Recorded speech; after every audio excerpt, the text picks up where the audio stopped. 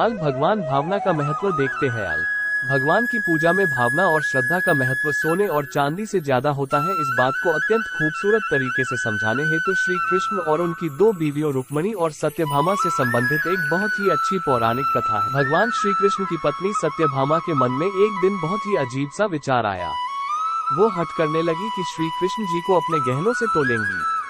श्री कृष्ण जी को जब ये बात पता चली तो वे सत्यभामा से कुछ बोले नहीं, बस मंद मंद मुस्कुराने लगे। सत्यभामा अपने ढेर सारे जेवर ले आई। पलड़े के एक तरफ उन्होंने भगवान को बैठा दिया और दूसरी तरफ अपने जेवर रखने लगे, लेकिन पलड़ा अभी भगवान की तरफ ही झुका था। सत्यभामा के पास जेवरों की कोई कमी तो थी नहीं। वो जाकर और ढेर सारे जेवर ले आई, लेकिन पलड़ा जरा भी नहीं हिला।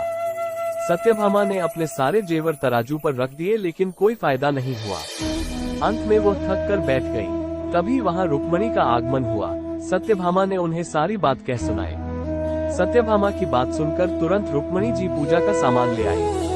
उन्होंने भगवान की पूजा अर्चना की और उसके बाद में जिस पात्र में भगवान का चरणोदक रखा होता है उसे गहनों वाले पलड़े पर रख दिया। देखते ही देखते पलड़ा झुकने लगा और भगवान का पलड़ा ऊपर उठ गया। सत्यभामा हैरानी से सब कुछ देख रही थी। उसको समझ नहीं आ रहा था कि जो पलड़ा उनके इतने सारे गहनों से नहीं झुका, वो एक हल्के से पात्र से कैसे झुक गया। वे रुक्मिणी से इसका कारण पूछने लगी। तभी नारद मुनि भ्रमण करते हुए वहां पहुंच गए। सत्यभामा की परेशानी समझकर वे इसका कारण उन्हें बताने लगे। नारद जी बोले, भगवान की पूजा में महत्व सोने चांदी के गहनों का नहीं होता, बल्कि सच्ची भावना और श्रद्धा का होता है।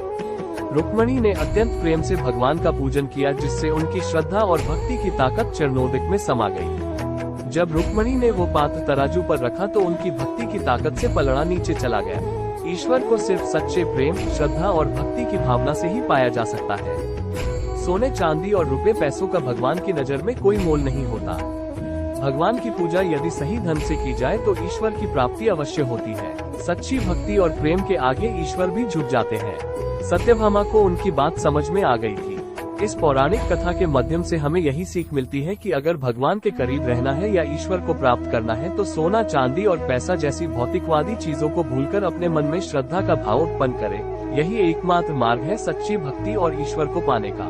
दोस्तों, अगर कहानी पसंद आए तो प्लीज वीडियो को ज्यादा से ज्यादा लाइक करें, शेयर करें और चैनल को सब्सक्राइब करें। धन्यवाद।